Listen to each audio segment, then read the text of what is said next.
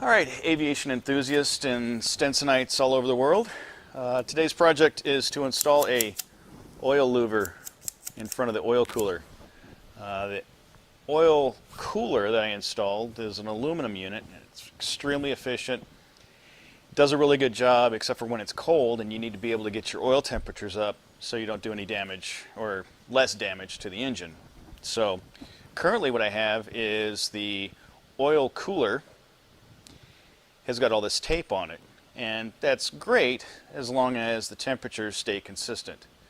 So if you're traveling from a colder region to someplace that's hotter, or the engine needs more cooling while you're in flight, that's where this comes in handy, because you can operate this in hot or cold conditions.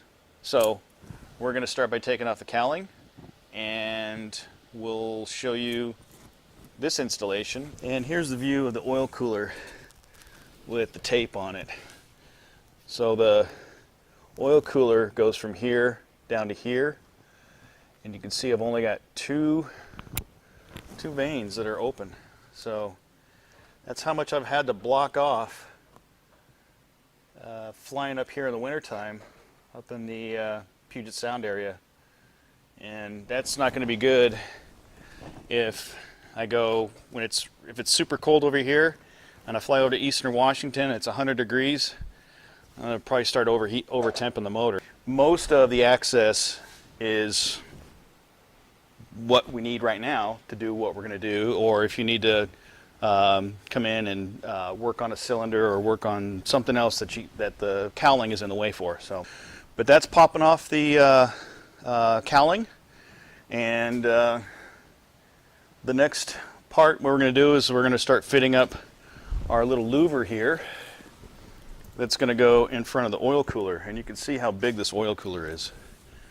That's it. The originals were steel, and they just really weren't that efficient. So we're going to work out a way of putting some bracketry over the top of this thing, and then we're going to hook up a cable off to the side here, and that's going to be able to articulate and keep the regulate the temperature from the cabin as we see fit. If the oil temperatures are going up or down, we can open and close this louver to help make the oil temperature at an optimum range.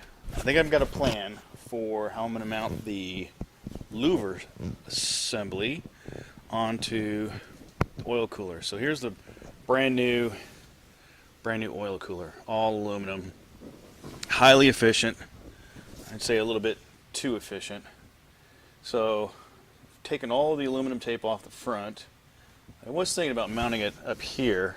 There's a lot of clearance issues with the way the cowling, the baffling and everything sit up on top here, and the way the cable is going to be run on the inside. So I've opted to actually find a place back here behind it to block off any air exiting the oil cooler. So air comes in this side, hits the hot oil, the air transfers the heat, heated air leaves the back of the oil cooler. How a heat exchanger works. So it's like a oil radiator. My idea for routing is just to come up through the firewall here with my new cable, come down, this will butterfly clamp onto the motor mount, and then this cable will come up and attached to the lever arm for the louver. So I'll have to figure out how to attach this, either pull a stand off of here somewhere, but I'll have to figure that out once all the cowling's back in place. Inside the cabin runs out from underneath the firewall here, and then I'll make a bracket that mounts underneath here, and then I'll label it for oil temp. And one of the reasons why I wanted to route the cable underneath and looping up is when this cable is fully extended, it's going to push that louver up and it's going to open up those holes. So on takeoff, when there's high power settings, you want pretty much everything on the firewall. And at those higher power settings, I want to be able to cool the air. I want as much cooling everywhere. That's why we put the mixtures far forward as we possibly practical, depending on if you're at altitude, obviously you're going to go for best power.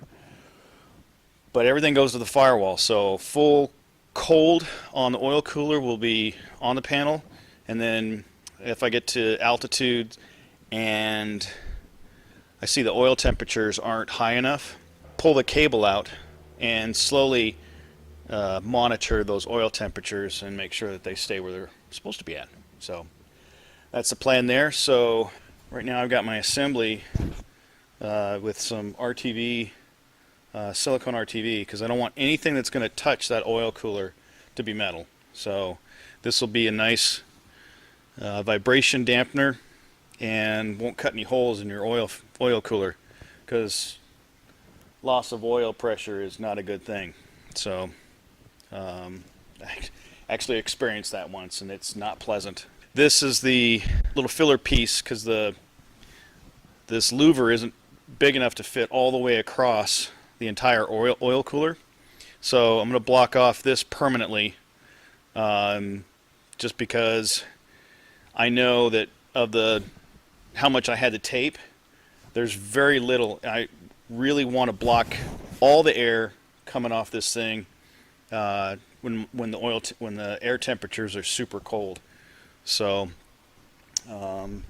as evident by the amount of speed tape, you see these memes about mechanics taping up cowling and stuff like that.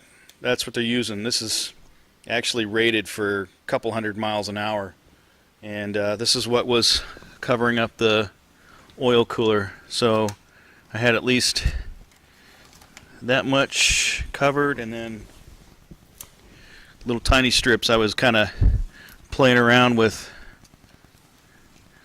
So on a winter day up here in the Puget Sound area, that was just enough to keep me in the bottom of the green range. We're going to come back after all that stuff is cured and do the final assembly and show you how that all works. Later. Alright, so just finished up the installation on the oil cooler modification with the louver assembly, and we'll show you what that looks like. I didn't spend a whole lot of time or emphasis on trying to film the actual installation of it, because it's just too difficult to put a camera in there and capture all of this stuff. But we'll show you what it looks like at the end here. So coming into the cowling, down here you can see the louver assembly. It's held on with some V-bands. When I operate this cable, it's full open and full closed. And so what I did was I mounted the cable off of a bracket right here on the oil cooler, and that cable is directly connected to underneath the panel. So this is the cable that runs all the way through the engine compartment. Butterfly is right here at the motor mount. Goes up and into the firewall.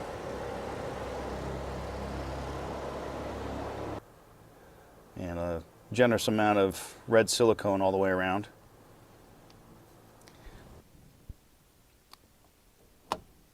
That's the full cold or completely open position, and when I pull it back out, that closes the louver and restricts the airflow going through the oil cooler to help increase the temperature of the oil. Additionally, in the front, looking through the inlet, you can see the silicone tape and the V-bands that are holding the louver, blocking the air that's exiting the oil cooler. So I think this gives it a better look and will perform just as well. The reason why I decided to put it behind the oil cooler is just the routing of the cable and the interference with the cowling and all the seals and what have you here.